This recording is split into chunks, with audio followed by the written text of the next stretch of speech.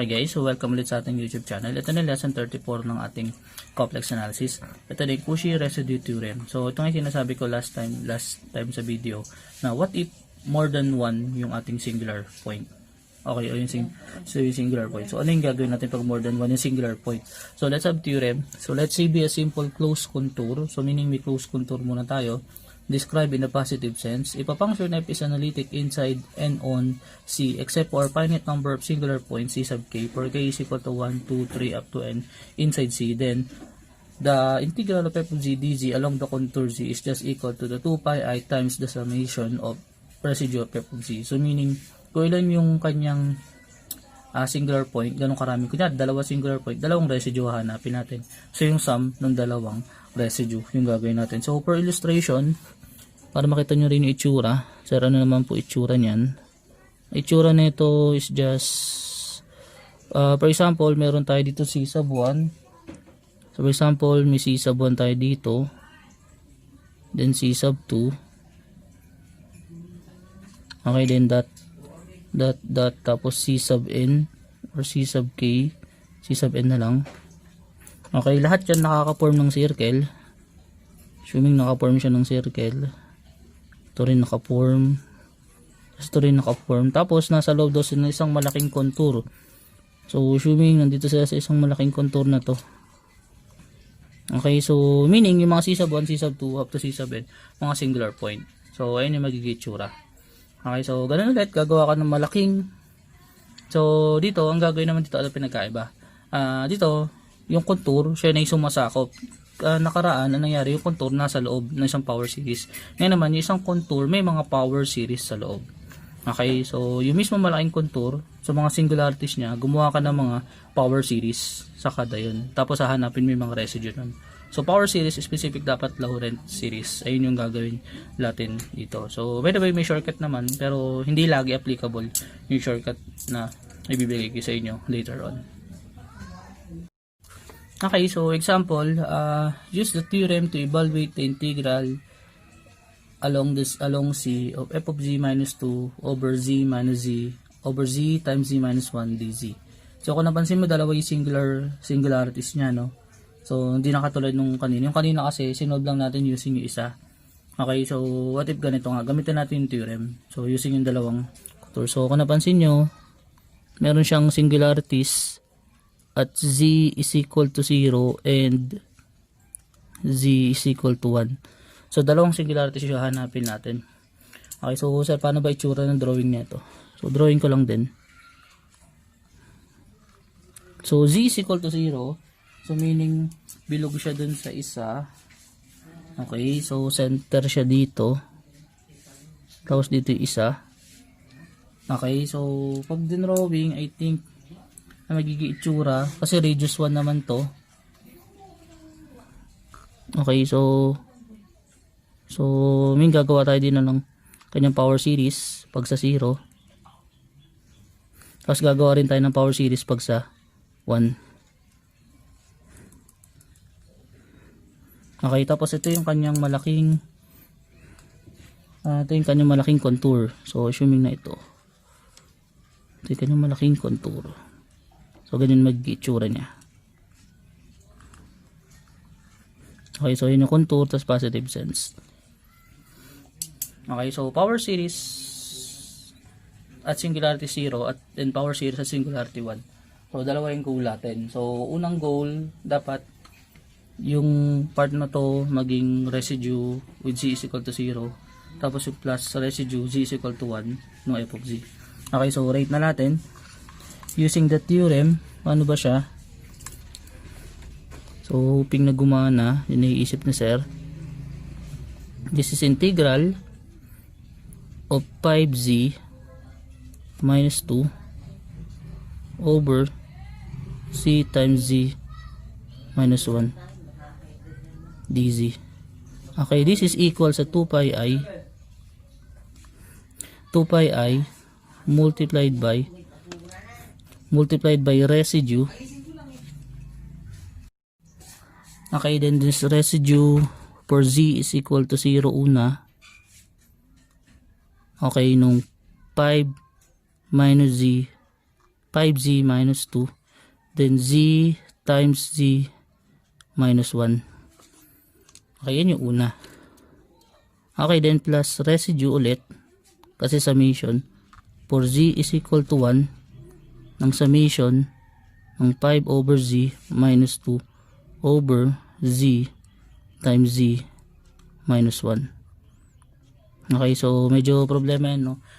Una, dapat ito naka 1 over z. Tama?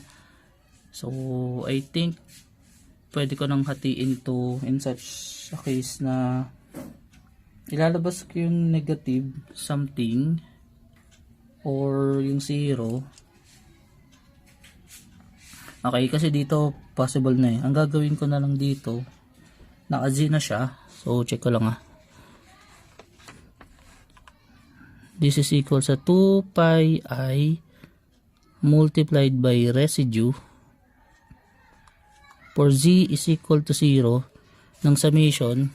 Ihiwalay ko to yung 5 over z minus 2 over z multiplied by 1 over z minus 1.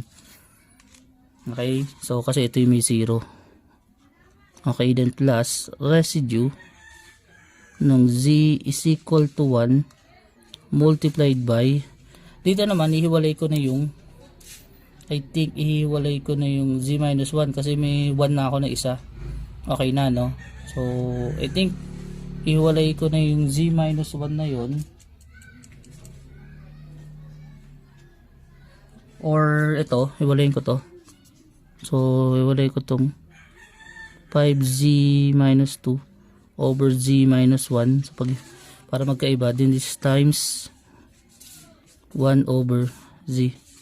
So dyan ako didiskarte ng, dito sa z, dyan ako didiskarte ng 1 minus z.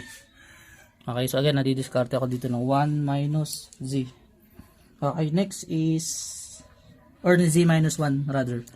So z minus 1 kasi yun yung kailangan natin para dito. Okay, then next is, ang gagawin ni sir, ito, lalabas ko yung negative kasi 1 over 1 minus siya dapat, supposedly. Okay, so ang gagawin ni sir, this is equal sa 2 pi I times the residue of z is equal to 0 multiplied by, ito divide ko na, so this is 5 minus 2 over z. So kung napansin nyo, that is i-multiply ko, then multiplied by negative 1 over 1 minus z. Okay, so kung napansin nyo, meron itong Maclaurin series representation. Okay, so itong part na to. So plus residue, this is plus residue, z is equal to 1 ng summation. So ang gagawin ko, dapat magkaroon naman dito ng z minus 1. Okay, kasi gagawin ko tong z minus 1 eh. Okay, ito ay gagawin ko 1 minus z, 1 plus z plus 1 plus z minus 1. So ganun yung gagawin ko sa isa. So I think dito, ang gagawin ko, dapat ito isang numerator at magkaroon ng z minus 1. So check mo na lang yung gagawin ko. So I think ganito, this is 5 times z minus 1, that is negative 5, so plus 3 over z minus 1. So check mo lang So pag sinolve ko yung 5 times z minus 1 plus 3, that is 5z minus 2. So ang goal ko lang magkaroon ng z minus 1 para makancel ko. Okay, so kasi dito may madaling way eh.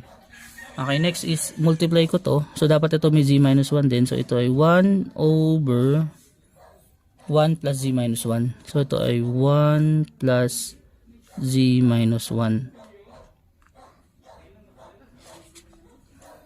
Okay, then obviously ang gagawin ko dito, ganito siya, magiging 1 minus negative of z minus 1. So para gumana na yung ating Maclaurin series. Ito gagana na yung Maclaurin series, may negative nga lang sa labas.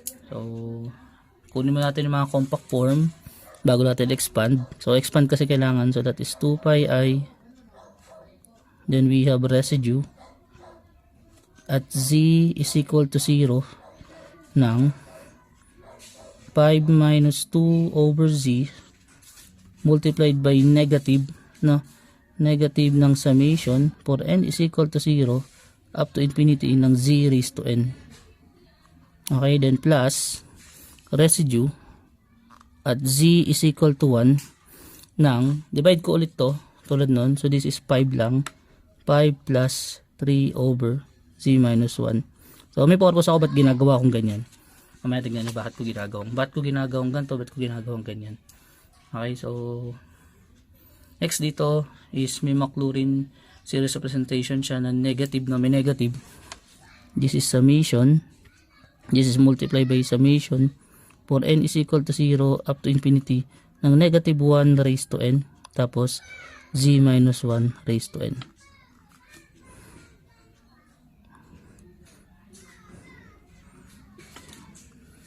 Okay, so I think ganyan yan.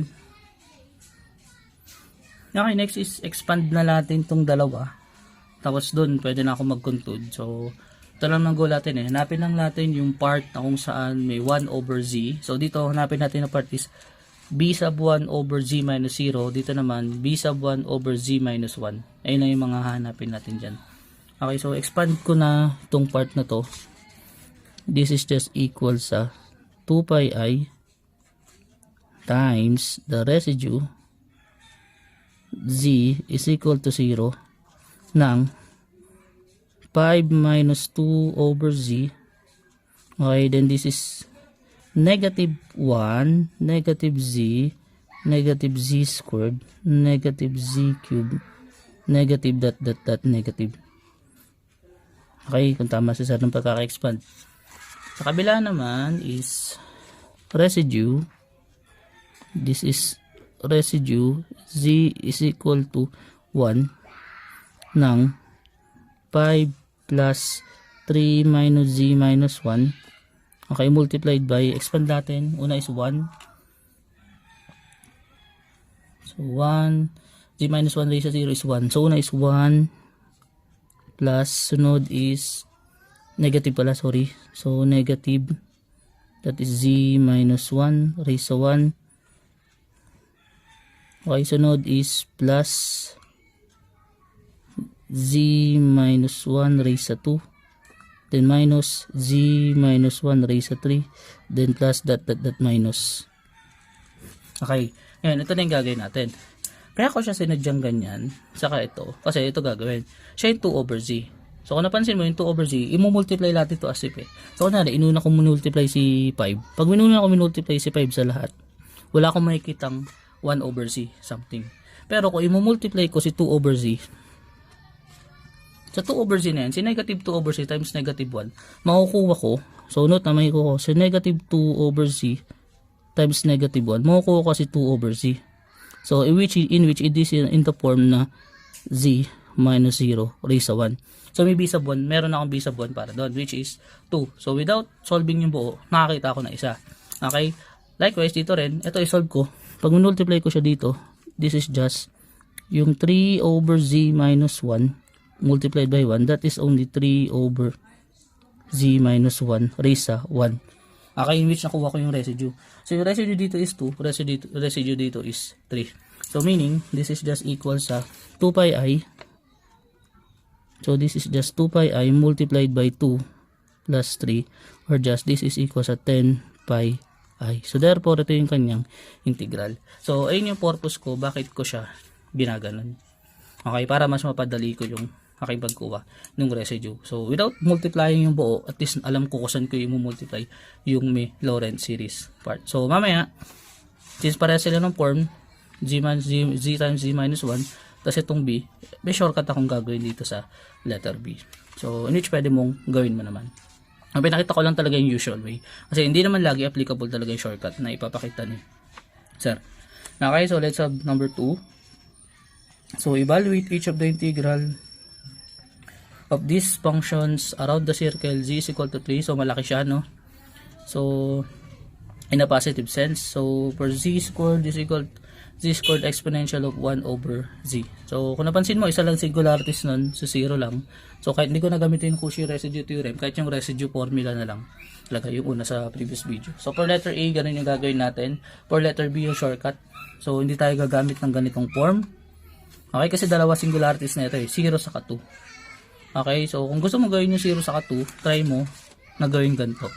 So, para maintindihan mo or maintindihan mo lalo pag ganito pinapagawa ko. So, without using shortcut, mga ganun. Okay, so may shortcut kasi talaga. Okay, so proceed tayo. So, per A, ito lang sa per A. So, we have integral along the contour C ng z squared exponential ng 1 over z dz. Okay, that is equal sa 2 pi I tapos residue at z is equal to 0 ng z squared e raised to 1 over c. Okay, so I think solvable na to. So this is just equal sa 2 pi I residue for z is equal to 0 ng z squared multiplied by summation for n is equal to 0 up to infinity ng 1 over z raised to n over n factorial. Okay, so ganyan mangyayari.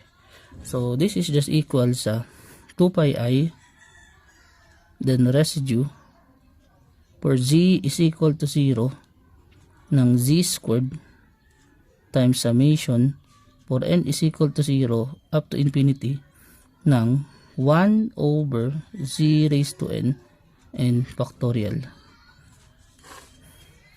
Okay, then that is equal sa 2 pi I then residue z is equal to 0 multiplied by summation for n is equal to 0 up to infinity ng 1 over, papasok ko yung z squared, so ito ay z raised to n minus 2 tapos n factorial. Okay, then write na natin yung kanyang expanded form. So yung kanyang expanded form is just equal sa 2 pi I residue at z is equal to 0 ng for n is equal to 0, that is 1 over z raised to negative 2. For n is equal to 1, that is 1 over z raised to negative 1. Tapos 1 factorial.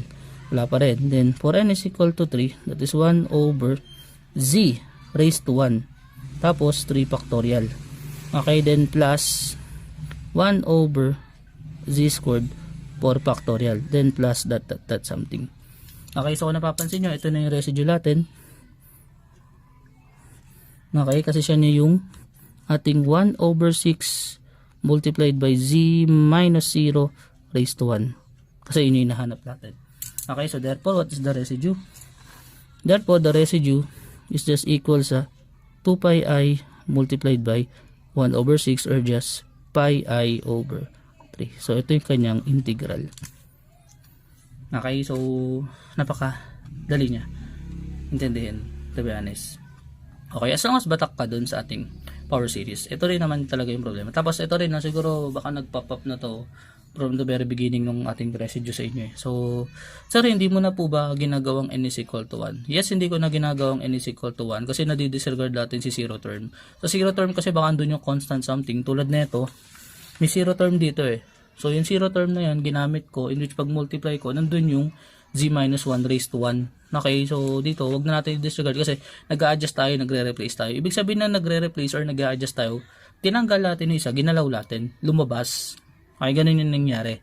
So, lumalabas siya sa power series, into which na hindi natin siya nadi-disregard. So, kaya, gamitin nyo dito sa Lorentz series for n is equal to 0. Although, one definition talaga ng Lorentz series for n is equal to 1. So, dito nga lang, may mga certain operation pang nangyayari. Saka, importante naman talaga ang kunin z minus z not raised to 1. Kasi, ando dun yung ating b sub 1 o yung residue natin. Okay, so, hoping na intindihin nyo yung part na yun.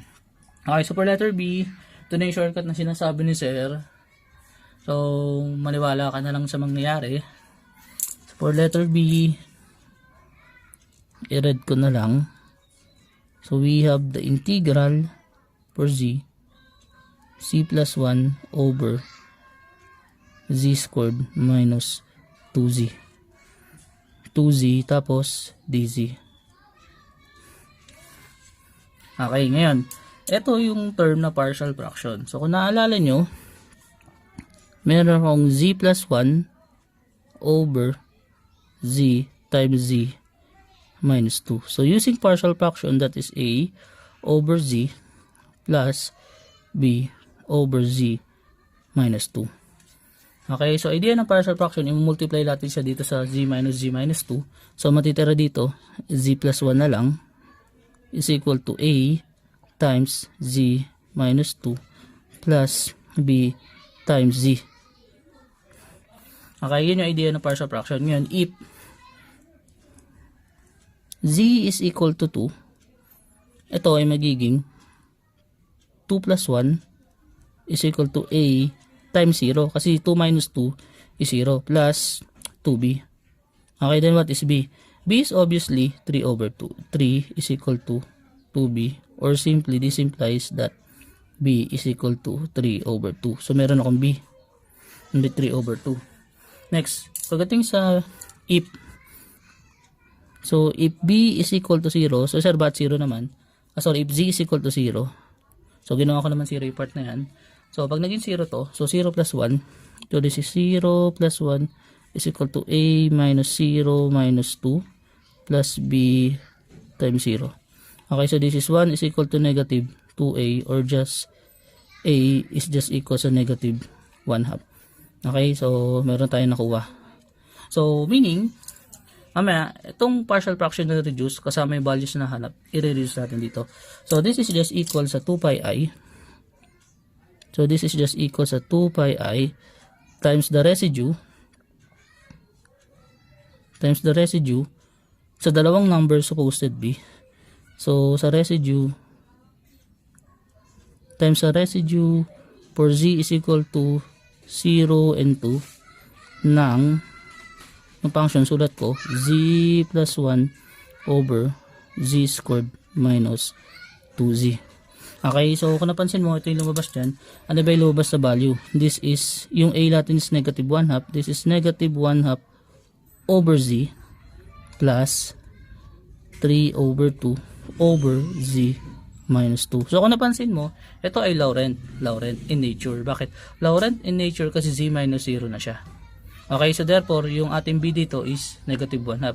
Dito naman, z minus 2 rin. Okay, so z minus 2 raised to 1 na siya. Ito ay parang ganito, no? Negative 1 half over z minus 0 is equals to 1. Tapos ito naman is 3 over 2 over z minus 2 raised to 1. So, kita natin Laurent series natin dyan. So, therefore, ayun kanyang b sub 1. So, therefore, this is just equal sa 2 pi I, okay, multiplied by negative 1 half plus 3 over 2, or just this is equal sa 2 pi I times 1. Okay, therefore, the integral is 2 pi I. Okay, so, ganun yung value pag integral. So, I think, double check ko na rin kung tama ba yung sagot para ma-verify. So, tama naman. So, pakita ko na rin. So, ang sagot daw niya, using yung ibang method. So, using ibang method, ang sagot is 2 pi I. So, ginamit ko lang is yung partial fraction. So, again, applicable si partial fraction pag case 1. So, case 1 to eh. So, case 1 ng partial fraction, meron siyang linear factor na hindi repeated. Okay, so, tulad na ito, applicable yun doon. So, tayo mong gamitin yung partial fraction, makukuha mo yung ating residue na 2 saka 3. Okay, then ganun siya kasimple. So, hoping na naiintindihan mo, hoping din na makakatulong sa yung shortcut. So, pag sinabi kong without using shortcut, ibig sabihin gagawin mo to. So, pag sinabi kong you can use, pag sinabi kong find the residue lang, kahit hindi ko sinasabi na gumamit ka ng shortcut or hindi, pwede kang gumamit ng shortcut. Pero sabi ko nga, mas applicable, gamitin natin to para masanay ka rin sa pag-expand ng mga Laurent series or power series. Okay, so thank you for watching. Hoping na panoorin pa yung mga last videos natin. Medyo patapos na tayo. So, pasensya na, medyo mahaba rin. Pero, I think, medyo mag-enjoy ka dito. Kasi, madali naman talagang kunin yung mga ating residue. So, again, thank you for watching. And hoping na panoorin mo pa yung mga next video na sir.